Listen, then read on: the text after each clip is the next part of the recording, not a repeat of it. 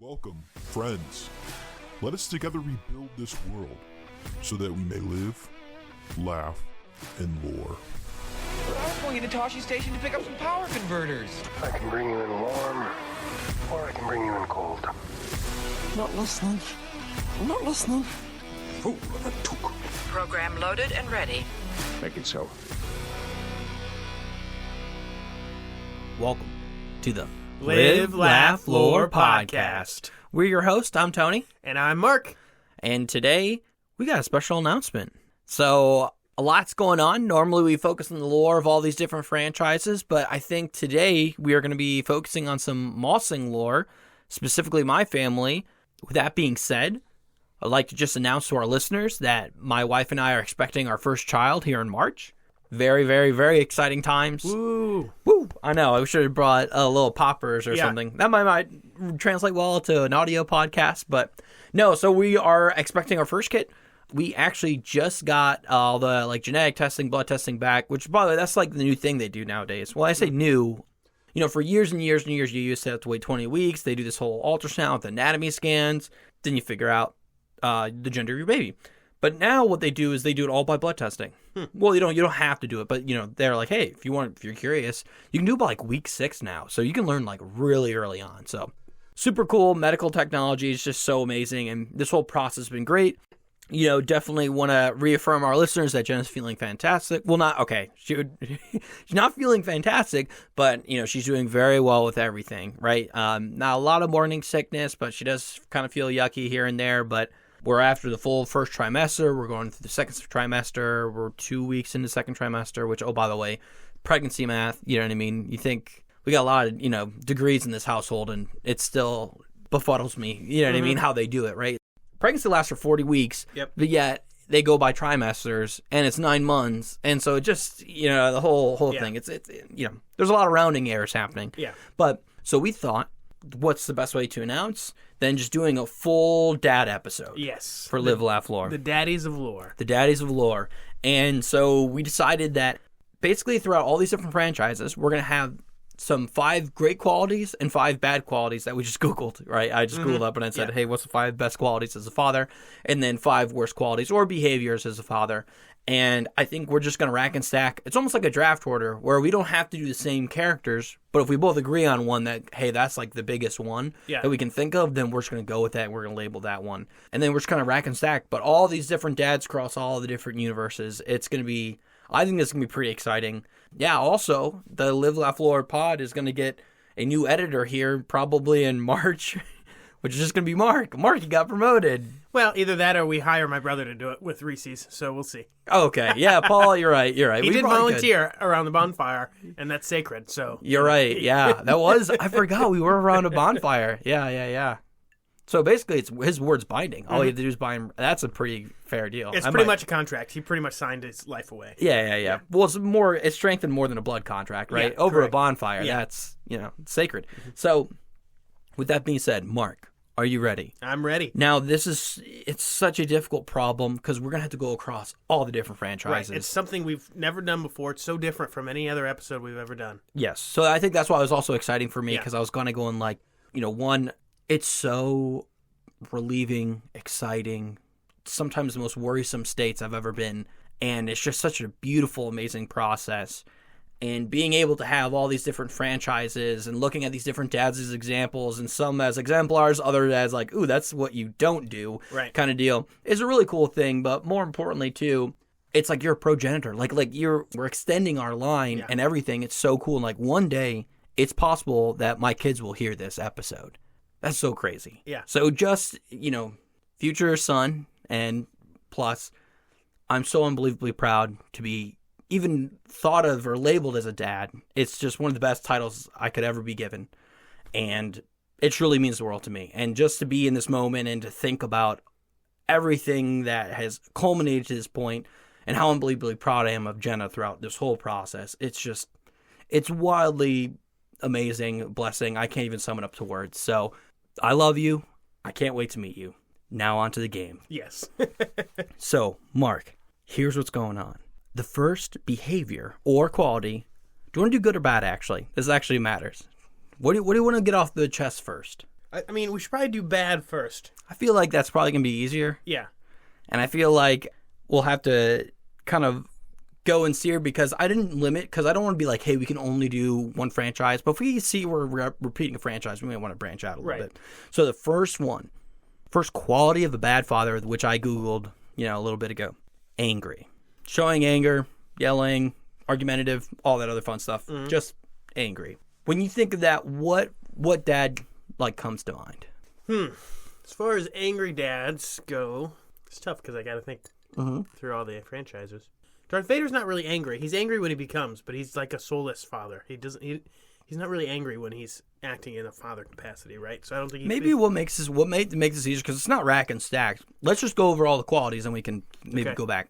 So we have angry, not showing affection, critical, spoiling, and abandonment. You could argue Darth Vader was a real big abandonment. Yeah. The fact that he didn't see his son until way late in his 20s, and then he tortured his daughter, but didn't know it was his daughter. Yeah, to be fair, he didn't know he had kids. Yeah. But he definitely didn't show affection. Well, he knew that they was pregnant.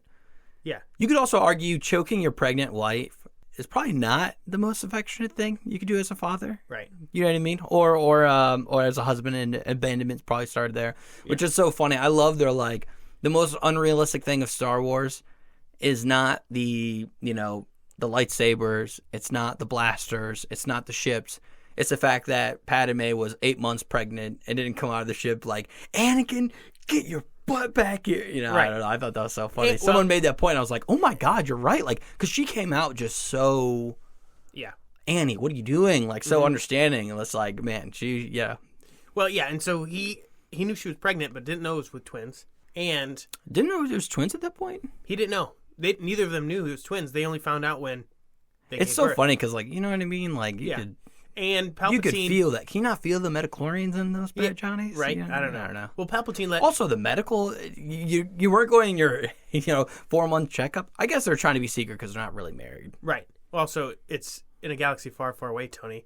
You're right. I know you just had blood testing for your baby. They didn't have that in You're a galaxy far, far away. But a long time ago in a galaxy far, far away. But if you have a lightsaber, you think blood testing for a genetic disorder or the gender of your baby is kind of an easy putt. Yeah. After figuring out the proper control of plasma and an energy source that's just right enough. But okay, so I think Anakin or Darth Vader is a good exemplar. But what would you want to put him as if you had to do any of those rack and stack him? I think not showing affection because he didn't know he had kids to abandon. Okay. I think the argument can be made. He thought he only had one, and I think Palpatine led him to believe that the child died with Padme. Gotcha. So you want to go look for him. Oh, you're right. Yeah. But he did find out eventually, and then did not show affection. Okay, so just as a counterpoint, let's see if we'll agree on this. Denethor, is that not showing affection, or is that critical? Because you could argue he shows a lot of affection toward Boromir, but not toward Faramir. Right. Boromir, his son, he's the captain of the Gondor guards. He can do no wrong. He's followed in his footsteps to a T. Faramir, on the other hand, very kind, caring soul, but not a part of his father's vision. Therefore, he's out.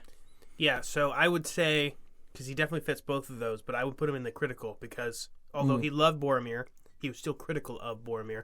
Much less so than he was critical of Faramir. Oh, you're right. But critical of both. Boromir was more in the mold, but he also recognized that he wasn't a mold. Because remember, he was even like, Father, will you not give us a day's rest, Yeah, right. Wherever he was going to go out to the ring. That's a great point. Okay, Mark, love it. So, Denethor is critical. Mm-hmm.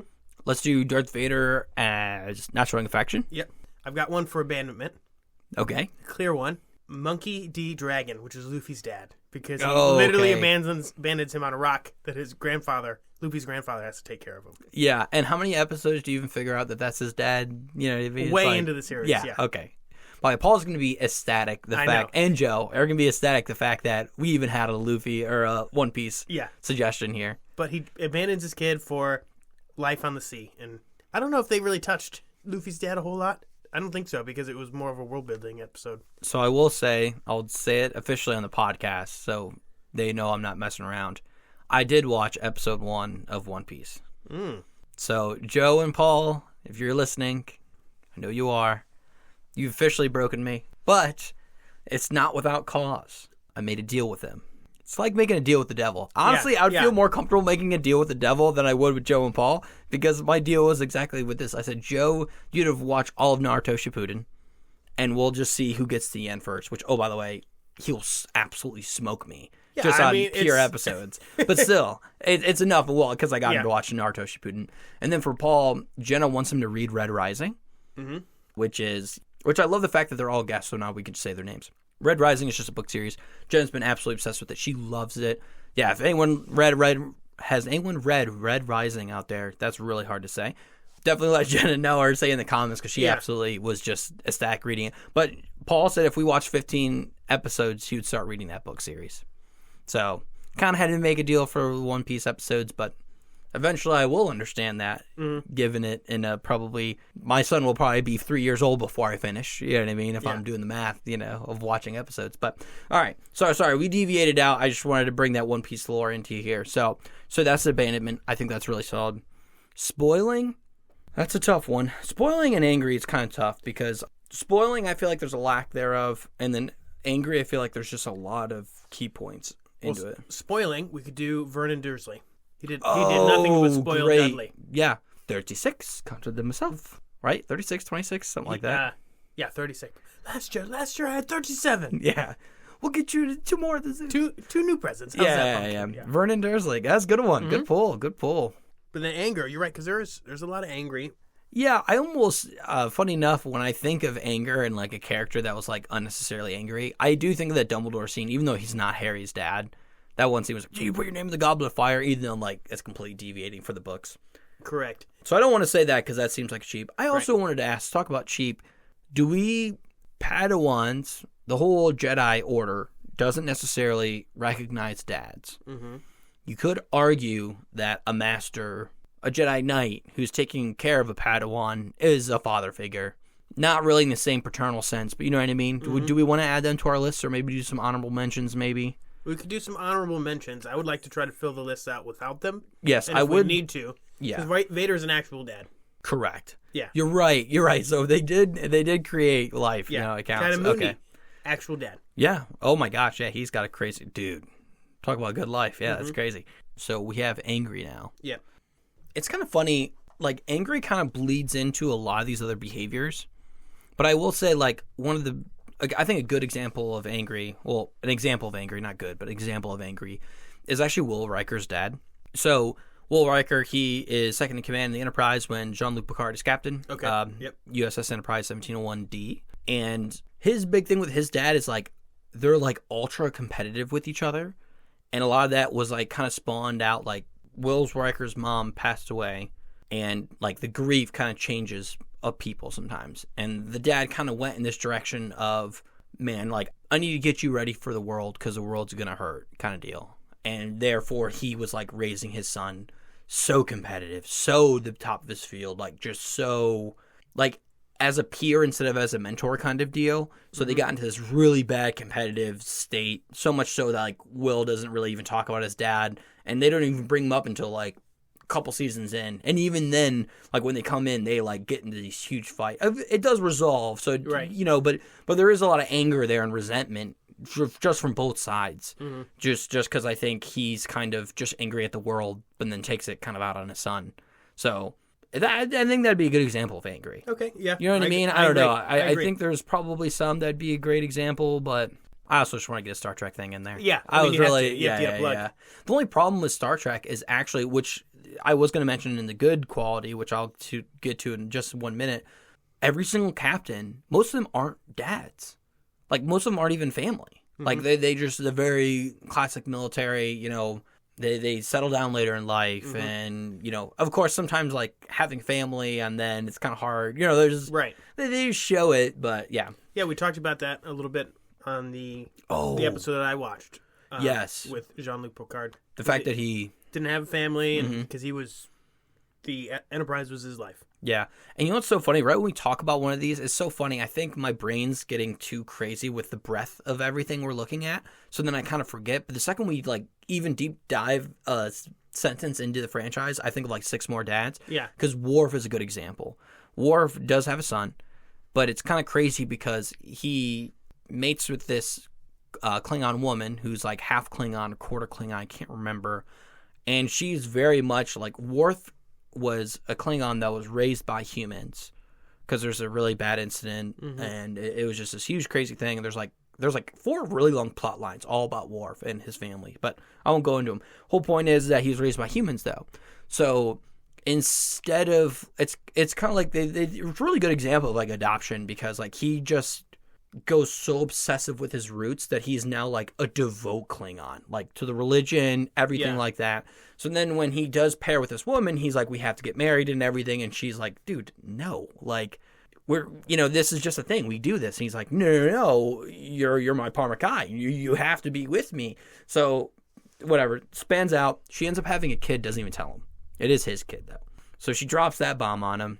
But then he turns out to be like a really bad dad because he's just like, I'm not prepared for this. I want to teach you in my Klingon ways, but he doesn't really want to be in the Klingon ways. And then he's just like, well, I'm kind of unsuited because the mom does die. That's why like all this kind of pops out. Like there's something that happened. It was a great episode.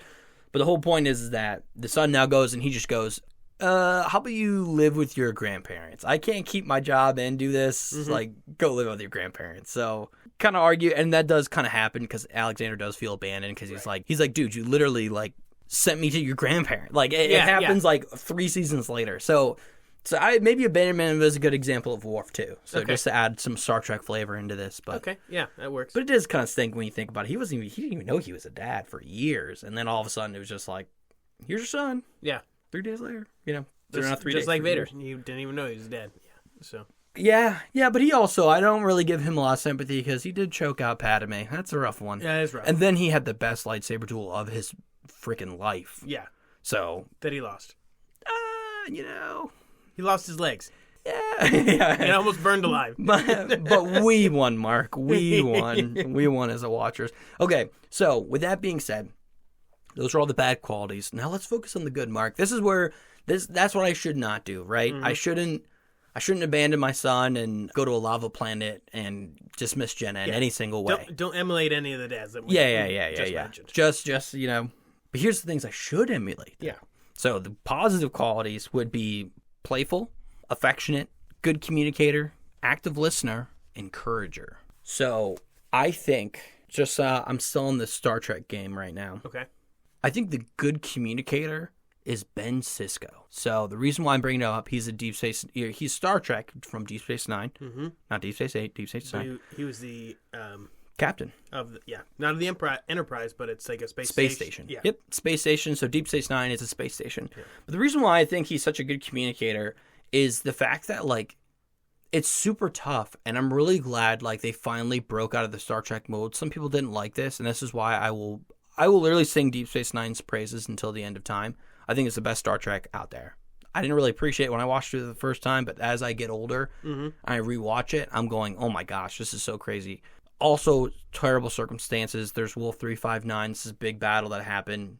So they're on a ship together, him, his wife, and his son. Craziness happens. He comes down. He needs to save the family. Turns out his wife passed away. So the only thing is there, though. He does find Jake in the rubble, grabs Jake, dips out of there. Later on, it just goes to show you that, like, he's able to still command and do everything and yet still raise his son in a really healthy way. And it was just so cool seeing them communicate because he's such a gentle mentor where it's not like so much of the strict parent, but like he's so eye to eye with him. And just the way he sits down and like actually listens to his son. And the other thing too was he was kind of like not pushing Jake, but he was like, hey, I mean, if you want to do this whole Starfleet thing, you can. And Jake's like, well, I really want to be a writer. And it's not like this huge like, oh my gosh, I can't believe you're abandoning this amazing career path set out in front of you. Like, I have so many connections. You can totally... He's like, oh, no, that's great. And he never, like, downplays his art or anything. Every single time he sees his son, he's, like, asking him about him and seeing what's going on. At one point, his son's like, hey, I kind of want to move out. I'm 16, and I can't remember how old he was. He might have been 16. But, he's like, I'm just moving down a few quarters. This also gives you space. And, like, they have a really healthy communication. Because even, like, the son at one point, like, Ben Sisko's like not even looking for a date. And he's like, come on, Dad. Like, you need to be happy too. This person makes you really happy. And like now all of a sudden he's communicating with his dad. So it just goes to show like communication in such an open, honest way is so great. So Ben Sisko's my man for this one, 1,000%. He was the one. When I read it, I was like, this is Ben Sisko. Yeah.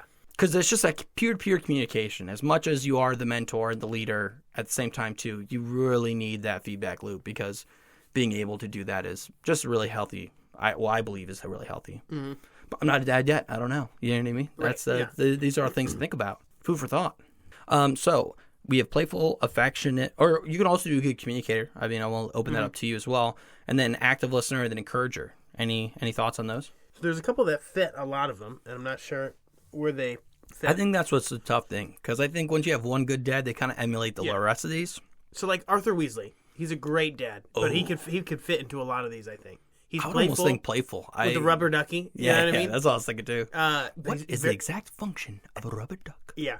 But, he's affectionate. I mean, he loves his kids. He basically took Harry in as one of his own, right? Mm-hmm. So he fits a lot of these. Like you said, I think a lot of, if we find a dad that emulates a good quality, he probably emulates the rest of them as well. Mm-hmm. I would think so. Yeah. Only other thing I think of playful is like Sirius Black is like, he's pretty, Godfather. As much as you can, right? Yeah. So once again, but I feel like he's kind of the Jedi thing. Technically, he didn't have kids, but we can play that however you want to play that. But let's mark him down as playful. Okay, Arthur Weasley. I think Arthur Weasley is a great example of playful. I think that kind of rounds him out. Yeah. Just because I can't think of any, like Phil Dunphy's a great example. It's not really our typical lore, right? Simple, this is Modern Family. He would fit it perfectly. He's fitting it perfectly. If you need any exemplar outside of maybe sci-fi or fantasy, Phil Dunphy would probably be the best one. Mm-hmm. It's also kind of tough too because like Bilbo, I kind of want to put Bilbo on here too. I was thinking Bilbo because I think technically he did not give birth, but he did raise Frodo throughout all this stuff. Which I'm gonna actually argue against Bilbo. I mean, he was a very good father figure for Frodo, right? Very affectionate. Mm-hmm. But he just like straight up left without telling Frodo. He also said at one point, he's like, I didn't take you in out of the goodness of my heart. Yeah. Like, I just saw that you were like unique. Yeah, and really didn't want the house to go to the Sackville Bagginses. So. Yeah, you're right. All right, you know what? So he's not really the best. There's points where you think it's like, oh, he's pretty good, but you're right. But he maybe ended deep down, maybe deep down, there's a little bit there. You got King Theoden. I mean, he's not.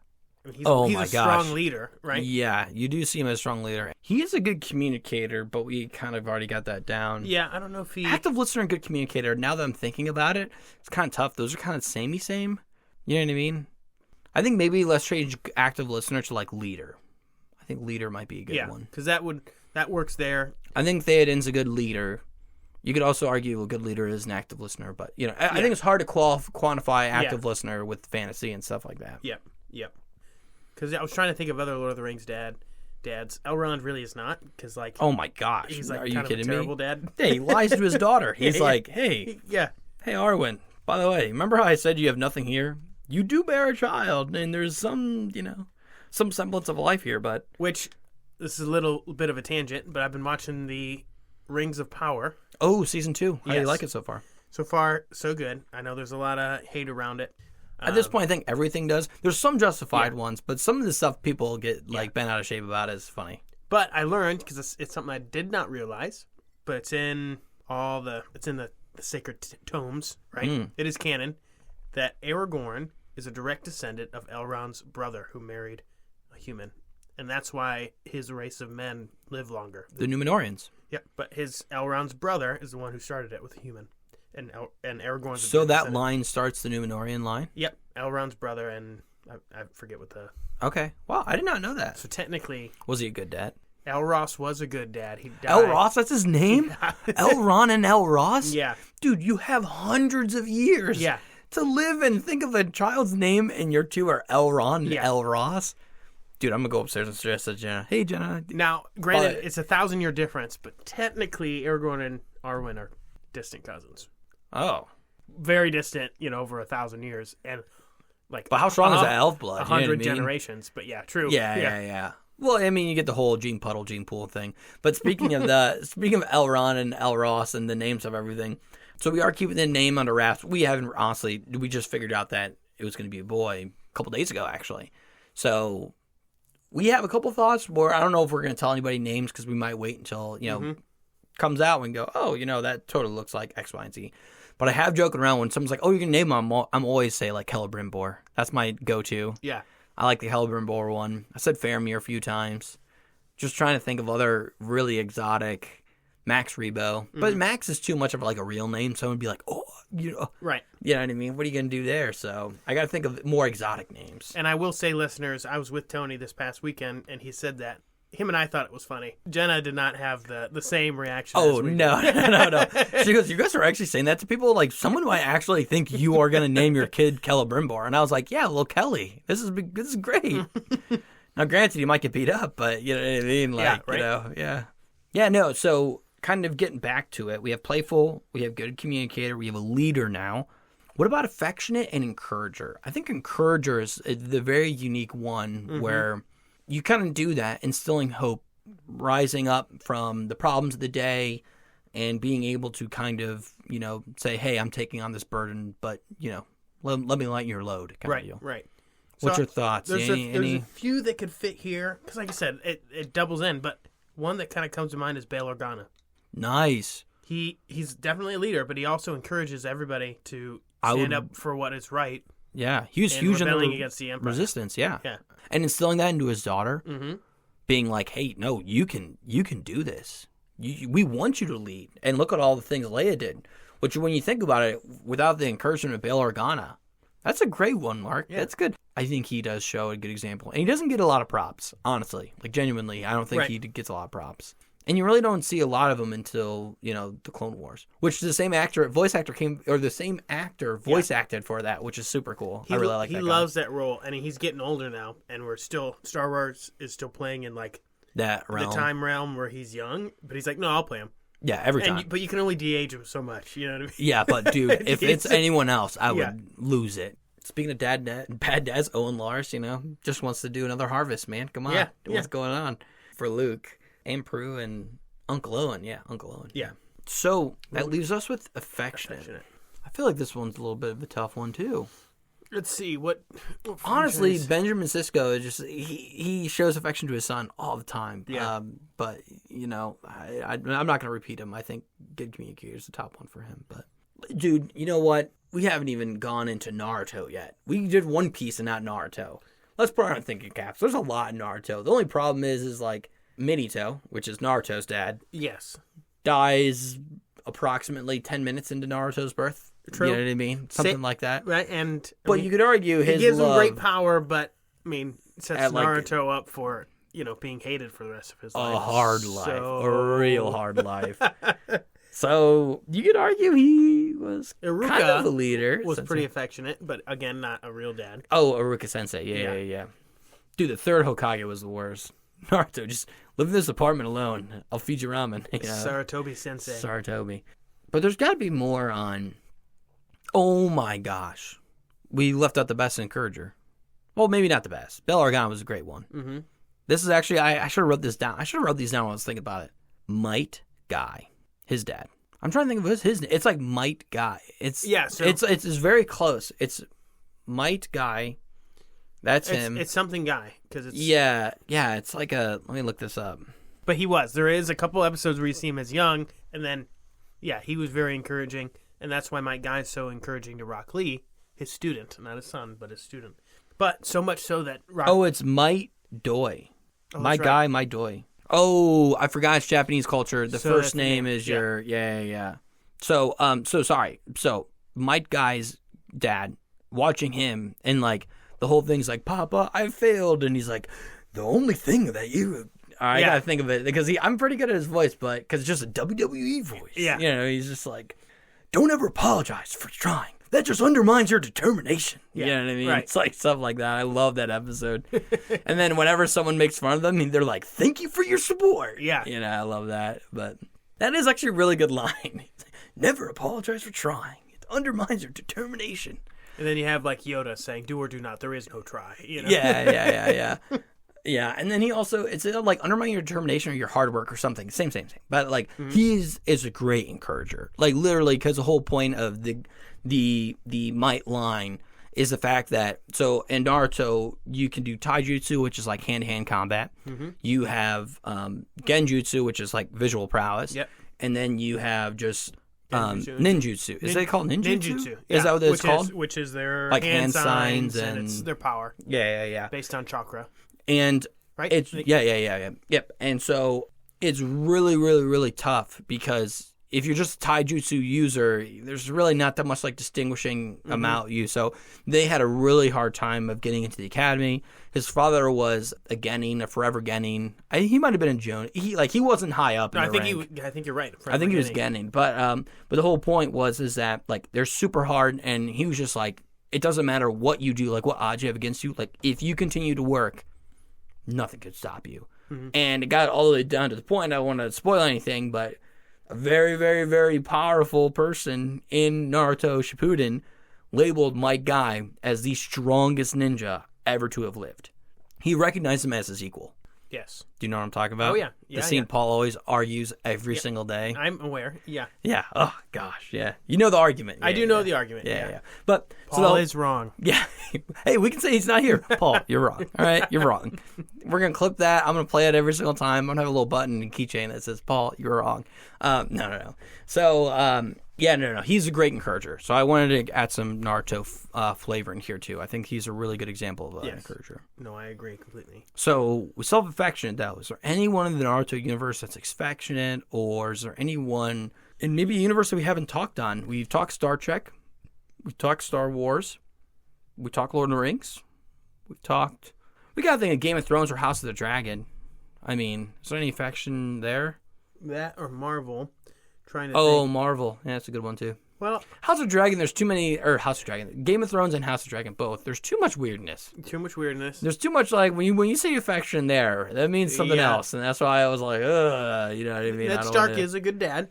Yeah, but that's more of a leader type. Yeah. I feel like he's leadership through and through. So let's, leader is Theoden and Ned Stark. I feel like that's a good example. Yep. I'm trying to think of maybe a superhero dad, because we talked about Marvel. But the problem with Naruto... You couldn't argue Omni-Dad is very... Wait, have you watched Invincible? Mm-mm. Oh, you should. It's good. Prime. It's basically kind of like The Boys, but like way tuned down. Not that, crazy sexual stuff. It's just like literally... It's very violent, but, it's a little less on that stuff, so... Mm-hmm. It's a good show. I'd highly recommend it, but... The problem with Naruto and superheroes, not a lot of dads are like... present or... Yeah. It's kind of their backstory, Yeah, like half of them, you know what I mean? And then Naruto, it's focusing on the ninjas. So, like, Naruto didn't have a dad. Sasuke didn't have a dad. We probably didn't even see Sakura's dad maybe once or twice. You know? Not even. Yeah, I think that's another tough thing, too. You're right. I mean, you could argue Mr. Wayne was affectionate by buying, opera tickets. And getting shot. Well, I mean, I wouldn't say that part. But, you could argue he was affectionate. Yeah, I don't know. This one's a tough one. Because another thing, too, is that all the dads we already listed, they're all very affectionate, right? It's not like we couldn't run out of lists out of good dads already, but... Well, let's see here. Oh, we got to give the boy props. Samwise Gamgee. Oh, that's a great one. Perfect. At the end, He's affectionate. Which is actually, those are his real kids. Yeah. Or at least his real daughter that he picks up at the end. Yeah. Boom. Samwise Gamgee. Yeah. Okay. Mark, we did the Herculean task of, getting that in... Yeah. But yeah, he's playful. He's all of them. I mean, he encourages 1000%. Frodo to keep going. He's a leader because he just picked up Frodo's slack. Good communicator. He only have a few things of lemnis bread left. I can't carry the ring for you, but I can carry you. It's affectionate and playful. Boom. All right, we answered. He made his intentions clear with he thought Smeagol was bad. Yeah, he vocalized it too. Yeah, Mr. Frodo.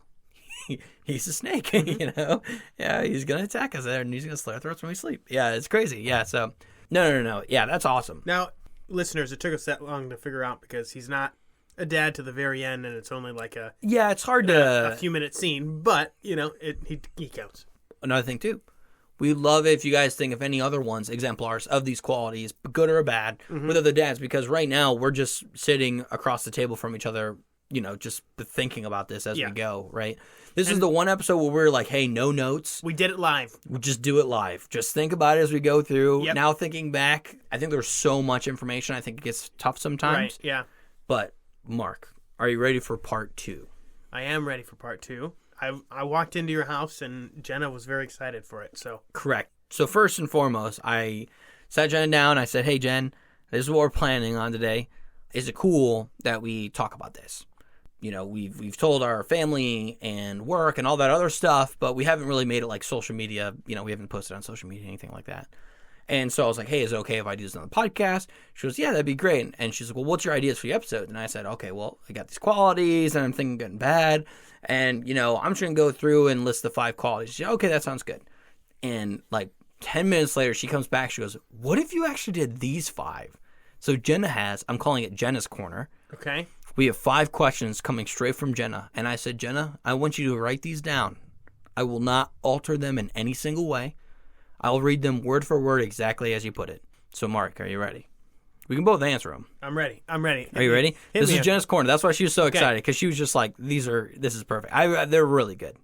And they're very specific. So, Get ready. We can do any repeats. Yep. Right? Any dads we just said, we Yep. can repeat down. First one. The dad most likely to have a mug that says best dad ever at work. By the way, have you seen this in real life? Have you ever seen anybody with a world's best dad or best dad ever mug? No, I think of Michael Scott immediately. Right. Greatest boss. Yeah. But no, not in real life. I don't think Really? I've had best dad ever. I have. Yeah, in our break room. But that's just because we have a sink right there and everyone puts their mugs there. I don't know who it owns to. Dude, I should probably take it by maritime law, right? Someone would be like, you'll get an email. Who took my greatest dad mug? Yeah, I'm going to email back just pictures of the ultrasound and say, nice try. Yeah. There's a new dad. Yeah, there's a new sheriff in town. Yeah, town's ain't big enough for the 2 of us. Dad to most have... Very proud father. Think of a proud father. I'd say Arthur Weasley. Dude, I'm so glad you said that. Yeah. I was literally about to say, this is Arthur Weasley. Because he's like, look at this ceramic container holding hot liquids, and they're like describing the best dad mug. You know what I mean? I feel like Arthur Weasley's Dude, he's perfect. definitely at the ministry. I mean, we saw it when your sons took the flying car to Surrey and back last night, and he goes, "Did you really? How was it? And How to then drive?" Yeah, he was at the ministry telling that story to his coworkers. Oh, 1,000%. Yeah, and now saying that his car is in the Forbidden Forest at Hogwarts. He's probably like, ain't that something? You know, just like he did get chewed out by his bosses, but you can imagine the cubicle over. Oh, like yeah. Dave from like he's a legend. like Magical Artifacts is like, Yeah. oh, dude, that was crazy. Yeah. You bewitched your own car? Holy crap! Yeah, that's why I love The Office so much, because those stuff really do you're like, you're at work and someone gets chewed out, you come back and you're like, whoa, dude, that was crazy. You know what I mean? Oh, I think it's hilarious. Yeah. Perfect. I think that's a great one. Yeah. Ready for number 2? I'm ready. The dad most likely to threaten his daughter's date.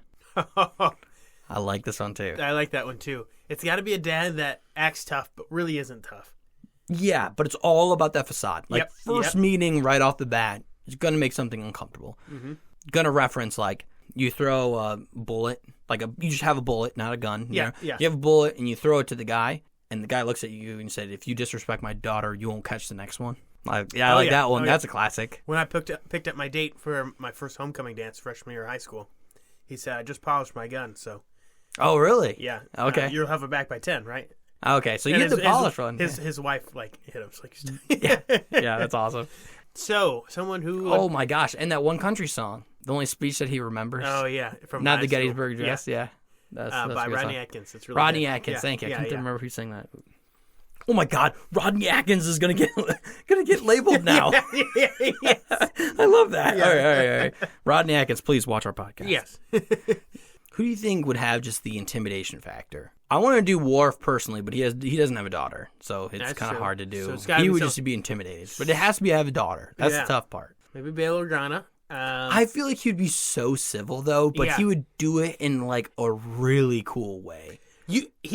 I would Basically being like throw his weight around, like being like, just know that the senator Yeah. will be back home by, you know what Yeah. I mean? It's like, ooh, you know. I think I'd be terrified leaving Bail Organa's house. Oh, 1,000%. Yeah, I think so. What do you have a... Oh, without, and Yeah, I'm calling him Mr. Organa, Senator Organa, Yeah. dude. You don't add respect to that name. Oh my gosh. If I had to think about another one that would have a daughter, dude, Eno's dad is super scary. Oh, yeah. I agree with that. I feel like that'd be tough.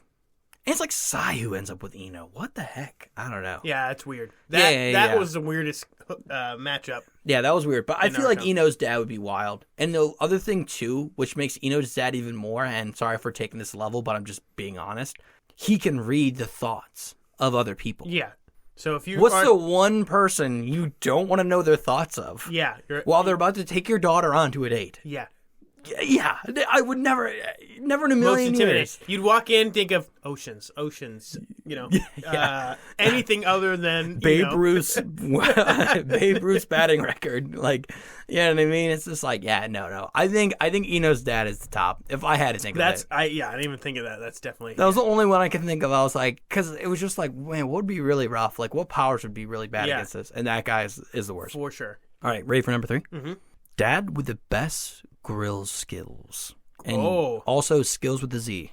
Once again, Jenna wrote these. I'm not, That makes I'm me paraphrasing. think, not to do the Naruto thing again, but Choji's dad. Oh my God. I mean, are you kidding all me? they do is eat. Yeah, you know? and they do the Korean grill, which is like Yeah. at the center of the table. That does look pretty cool. Yeah, it does. I would love to go to a Korean barbecue. You know what I mean? Yeah. Well, they're Japanese. I don't know if it's like.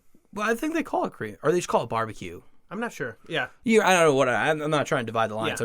I'm just curious. It's got to be a large, heavy-set dad. You Yeah. know, that's the. Yeah. They know how. Jenna did not say this, but I thought about this when I read the question. It's like also the best lawn, because the best lawn dad's gonna be the best grill dad. Oh, for sure. Kind of one and the same. Yeah. But I think you're right. A large set, husky man. Like if there's not multiple X's on his shirt, Yeah.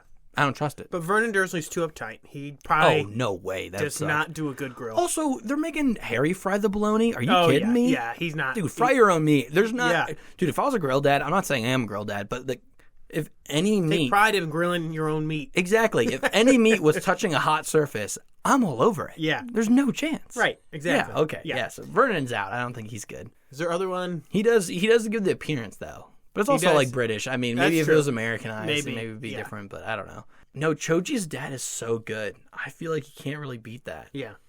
I didn't want to repeat Naruto, but I mean, it just fits. No, I mean, no, I think that does fit. Yeah. I think the only other one I could even like possibly think of, and we already said his name, but I don't know why. I feel like Theoden would just be, but he would never like grill his own Yeah. meals. But I don't know. He gives that tone of, you know. Maybe a dwarf like Gloin. Gloin could probably grill up Oh, a nice what are we- steak on a rock. Yeah, what are we doing? Galoin, yeah, Yeah. 1000%. No, absolutely. Gloin They is literally Gimli's do it. father for our listeners. Yeah. Yeah. Gimli's father. Bamba. We don't know if he has kids though. Oh, that because he's big. He's for a big dwarf. guy. Yeah. I don't know if he has kids though. Yeah, I'm not sure. All right, we're looking. If he's a Then he's it's a him. dad, Yeah. if he's a dad, he's it. Yeah, this is our first time ever researching on the podcast. We've never done this. No. Bomber. He's the big one. Yep. All right, let's see. Bomber is a family man. Okay, then it's him. Oh my goodness. Let's see. Marital status. He's married. 14 sons and daughters. That's a lot. 14. Are you kidding me? Biffer is his cousin. Biffer. Oh, okay. Yeah. Dude, are you serious? That's insane. 14 sons and daughters. He is absolutely the grill master. You're cooking for an army like that? Yeah. No chance. Yeah. And that's big for even for us, Tony. Yeah, could you imagine? Oh, yeah. Our extended family, our grandparents had 13 kids, so this is, one I've met over. one person in real life Who beat it? His parents had 20, or his grandparents had 20 kids. When they get married, they had to go young. Oh yeah, they were like 17. Yeah. Not all of our grandparents were married young too. Yeah, they were like 19. I thought it was 18, well, 19. let's see. 57. So so like 18. 18, 19, Yeah. I thought, yeah. So now for that family of 20, not all of them survived to adulthood, but there were 20 births. Wow. From one mother, That's same father. crazy. Yeah. Dang, dude. Yeah. But yeah, that's Bomber is definitely it though. Yeah. Yeah, that's crazy. That's crazy though, meeting someone in real life. You're just like so many questions. Because that's kind of my party trick. Yeah, my grandparents had 13 kids. Everyone's like, what? Yeah. And he goes, yeah, my grandparents had 20. And I'm like, yeah, sorry. Excuse me. Mine's always the I'm a triplet, and then yeah. if someone else says it, I'm like, I've yet to meet quadruplets in real life. Yeah. Someone's like, oh, I'm a twin, and in the back of my mind, I'm like, pfft. yeah. There's also Nerd. Irish twins in our family. Yeah. Yeah, true. Irish twins, yeah. But every single time it's like, oh, I'm a twin. I was like, come on. Yeah. I mean, get another one. Yeah, I mean, come on. That's the best one for grills. All right, so here's the fourth one. And this is exactly word for word. I'm not going to paraphrase anything. The dad that refined the dad bod, a.k.a. a zaddy. Okay, so maybe this is just me. Every time I ask someone this, no one seems to agree with me. Let's rip it. I want to hear it. I just think, when I think daddy, I think Sirius Black. Really? But no one else agrees with me. But it's fine. Well, I mean, no. You do you, man. He's a what is it called? Godfather. Yes. God. So that was an honorable mention because he's not a real dad. But okay, that was an honorable mention. Okay, Aragorn, easy. Even though he doesn't. Aragorn. Aragorn. I do that every time. I even prep myself. He does become a dad. He is a dad. Yeah. He's not a dad during the series, but he is. Yeah, he definitely does become a dad.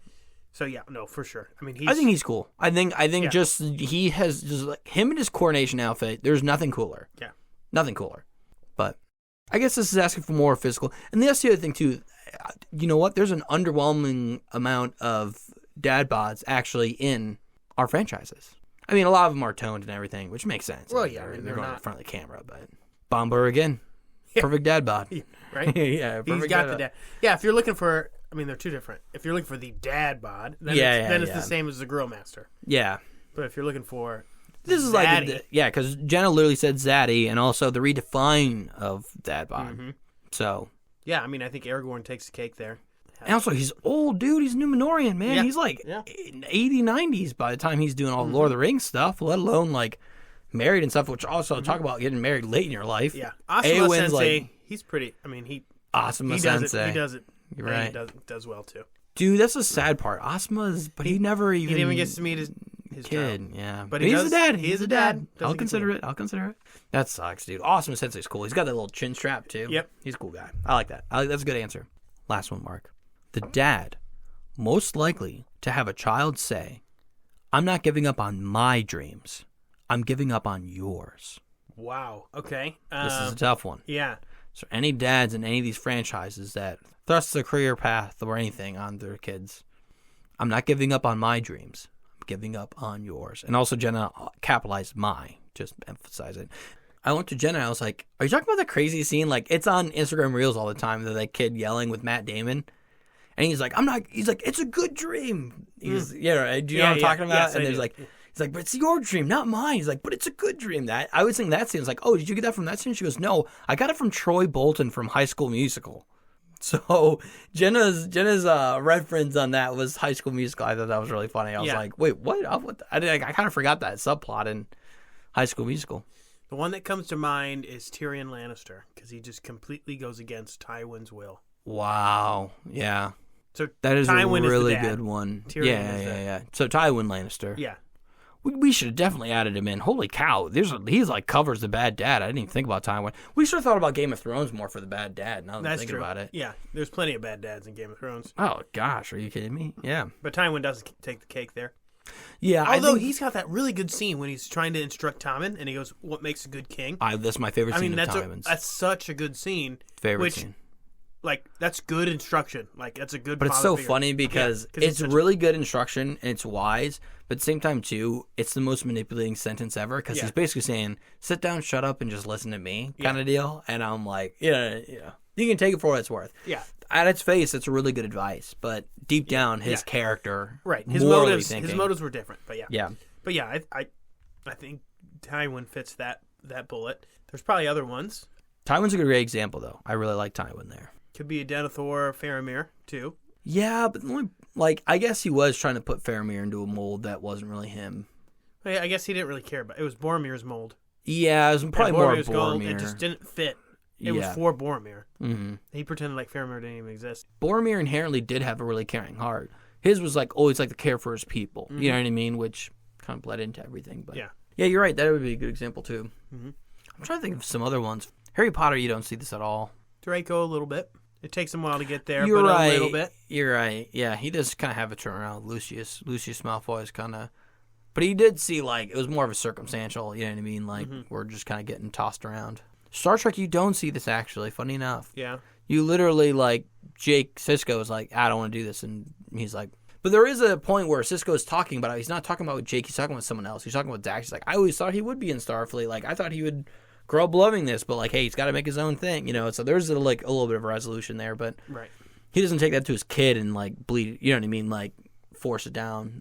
You could argue Picard's dad, not so much like that, but yeah, I don't know, that's a tougher one, because he didn't technically, he was really proud of his son Jean-Luc, because he did everything, wasn't following the rules, but he's the Starfleet captain and everything, where his older brother was the one always following the dad's mold, and no matter what he did, even though he was taking over the family business and everything, the dad was so more proud of Jean-Luc, and like that added a rift between the two brothers and everything. So yeah, maybe there's something there, but you could also argue Gamora from the MCU. Oh gosh, Thanos is her dad, adoptive dad, but still dad. Yeah.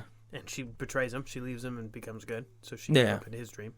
Yeah. You could also same thing with Nebula. Nebula. Eventually, what's her name? It took her. Nebula. Took her a little longer. Even longer, but yeah, that's a wild one. There's a lot of examples actually around this. I was kind of shocked on.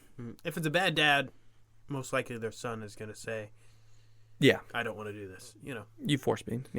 Yeah. We could rule the galaxy together. No, I don't want to do that. It's father and son. Yeah. I'm good. Yeah, I'm good. I'm all right. But yeah, Mark. Well, with that being said, do you have any go backs? Any other dads we want to miss? Any honorable mentions? Well, actually, we did talk about Jedi honorable mentions, but that's true. That might be a little bit tougher. The only thing I could really think of the honorable mentions for me was, whenever we talk about Jedis, I gotta bring on Qui-Gon. I really think Qui-Gon Jinn would be, perfect for a lot of these ones, especially with, I think, good communicator and leader would be Qui-Gon Jinn personally. Yeah. I agree, and I do love Qui-Gon, but we don't get a whole lot of Qui-Gon. Obi-Wan exemplifies this in every movie that he's in. Yeah. I think Obi-Wan is definitely another honorable mention there. I mean he's more of a older brother. Yeah, so it's less of a. But still, he fits these bills. He could have been a dad with Satine, Oh yeah, Satine. Yeah, Satine. Yeah, the Mandalorian queen. But he chose the Order over. Yeah, over and she her. chose her. She had her own responsibilities, which I always felt that was like almost too direct of a parallel. Like, could she have been in something other than politics? Because Anakin and Padme already had that covered.